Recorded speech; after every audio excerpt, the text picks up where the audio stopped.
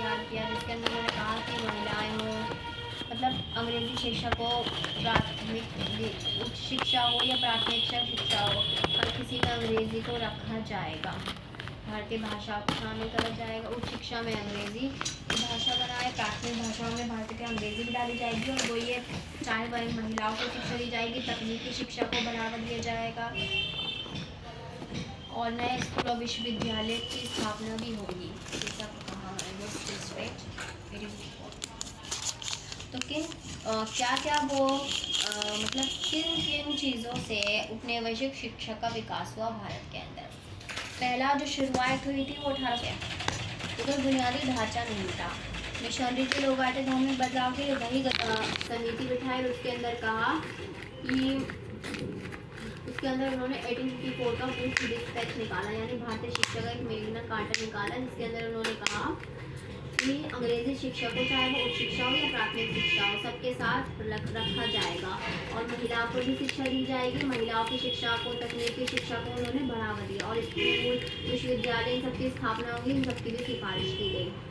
तो woods dispatch 1854 के अंदर ये हुआ। तो इन 4-5 कारणों की वजह से औपनिवेशिक शिक्षा का विकास हो पाया भारत के अंदर। अपनी औपनिवेशिक शिक्षा का क्या प्रभाव पड़ा। पहला प्रभाव जो भारत के बुद्धिजीवी था उनका उदय हुआ, मतलब भारत के जो बुद्धिजीवी थे उनका उदय हुआ, क्योंकि भारत के बुद्धिजीवी जो सामाजिक और आर्थिक समस्या के समाधान को प्रेरित किया। उन्होंने ब्रिटिश शासन की नीतियों के खिलाफ आवाज उठाने और समाज सुधार में योगदान देने के लिए उत्साहित किया।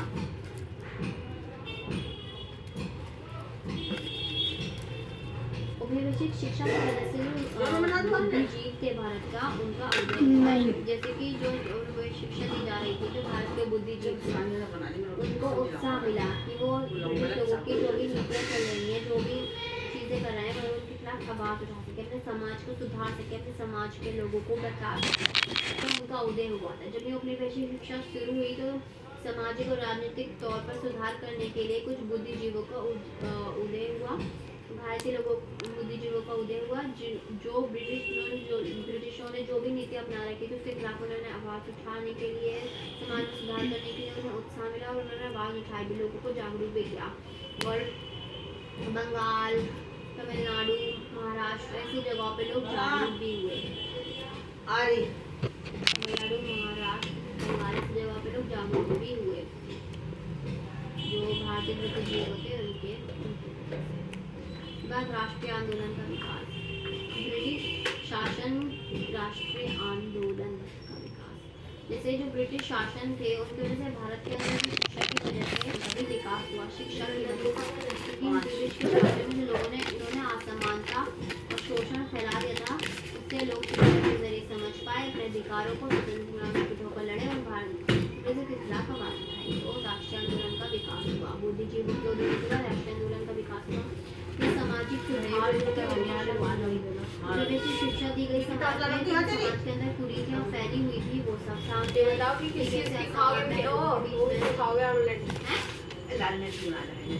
दो अंडों की बना रही है।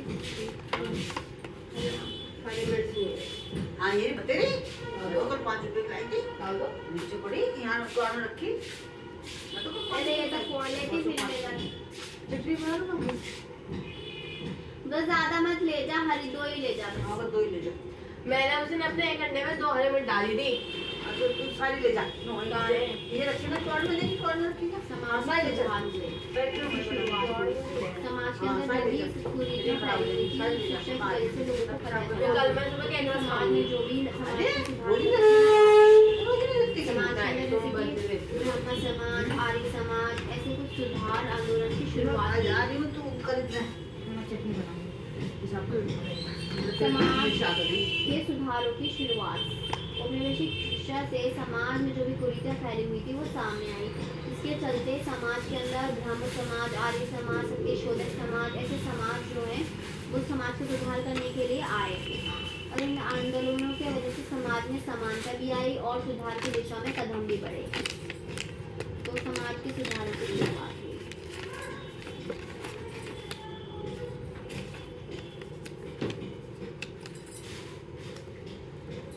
शिक्षा ने अंधविश्वास, जातिवाद, लोगों में जागरूकता बढ़ी।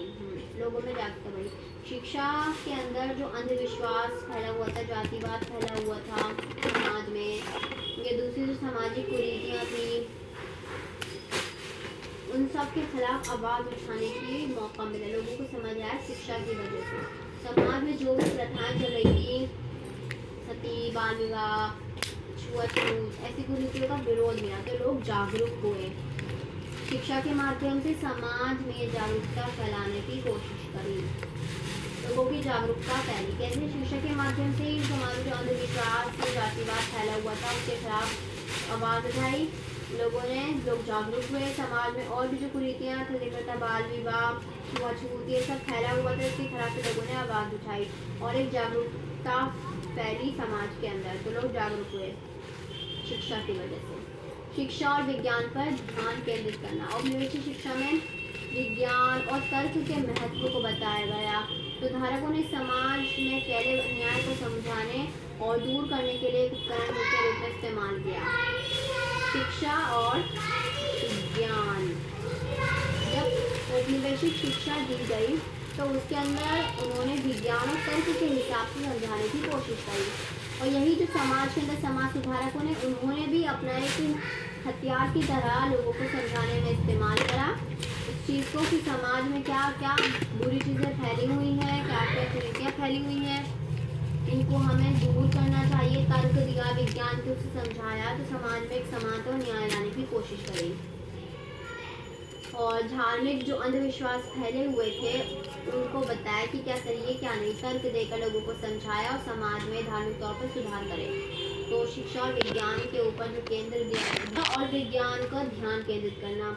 जब औपनिवेशिक शिक्षा आई तो उसमें विज्ञान को, तर्क से चीज़ों को समझाया गया, जिसका समाज सुधारकों ने भी अपना हथियार बनाकर लोगों को बताया कि क्या सही है क्या नहीं है। ये धार्मिक अंधविश्वासों से लोगों का पीछे छुड़ाया, लोगों को तर्क देकर लोगों को विज्ञान से उसके समझाया और समाज में एक अच्छी चीज़ लेकर आए, अन्याय को दूर करा। लेकिन इनकी जो ब्रिटिश शिक्षा थी वो काफ़ी महंगी थी। क्यों? क्योंकि जो ब्रिटिश अपनी शिक्षा प्रणाली लेकर आए थे, ये सिर्फ धनी लोगों को शहरों में ही मिल पाती थी, क्योंकि ये काफ़ी महंगी थी। जो ग्रामीण क्षेत्र थे या गरीब लोग थे, वो इस शिक्षा को प्राप्त नहीं कर पा रहे थे, जिसकी वजह से समाज में एक असमानता फैल रही थी लोगों के बीच में। क्योंकि वो तो महंगी थी तो शिक्षा तो ले नहीं रह पाए, तो समानता बढ़ रही थी। इस तरह से ब्रिटिशों की शिक्षा का महंगा होना, महंगी प्रकृति होना, ये हो गया। लोग जागरूक हुए। विज्ञान और शिक्षा, इस पर ध्यान केंद्रित किया गया। समाज में सुधारों की शुरुआत हुई और भारतीय बुद्धिजीवों का उदय हुआ और राष्ट्रीय आंदोलनों का विकास हुआ। जब ब्रिटिशों ने शिक्षा देनी शुरू करी तो भारतीय लोगों को भी समझ आया, समाज के अंदर जो भी फैला हुआ था कुरीतियाँ या जो भी बुराइयाँ थी समाज में, वो समझ आई। समाज के लोगों को अपने अधिकार और असमानता जो फैली हुई थी वो समझ आई। लोग वो शोषण कर रहे थे, जो ब्रिटिश लोग भारतीय लोगों का, वो समझ आया।